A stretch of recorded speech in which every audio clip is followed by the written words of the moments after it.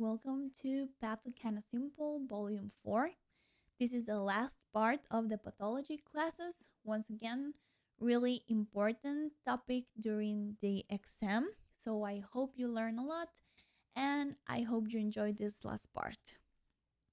We're going to start with the premalignant lesions. These are really important because they are usually, as the word says, pre-malignant, or they precede a cancer or malignant lesion on the mouth. First of all, we have leukoplakia. What you really need to know here is that the leukoplakia, it's a clinical description, not a diagnosis. But it is a patch or plaque that cannot be classified as another disease. This means that leukoplakia, you're going to describe it as a leukoplakia. But it could be either a cancer,